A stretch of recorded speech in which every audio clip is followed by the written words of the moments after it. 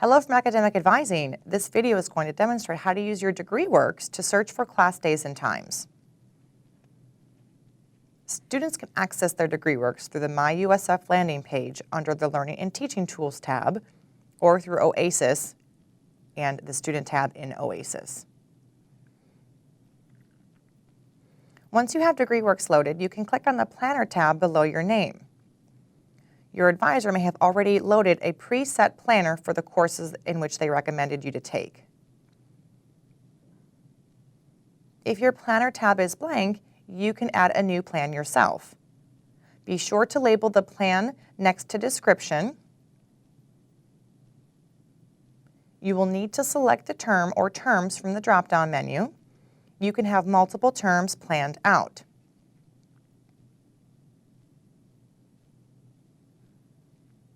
Once you have your semester plan set, you can simply click on the More Info on these classes hyperlink located under the Term drop-down menu. A new window will open and only the courses in that planner term will pop up. You will notice a course description along with the day and time that class is being offered throughout all of USF's system. Be sure to notice the campus running the course on the far right column. The class times also meet in military time. If you see 13 o'clock to 14:15, that means 1 p.m. to 2:15 p.m. If there is not a specific day and time and it says TBA, that means that course is running solely online.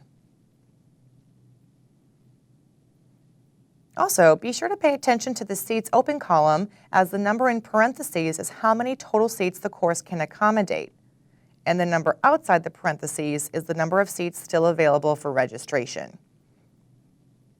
If the left number is 0, that means the course is full. If you wish to register for a course that you found in DegreeWorks, copy down the 5-digit course reference number CRN, open up OASIS, Student, Registration, Register Add Drop Page.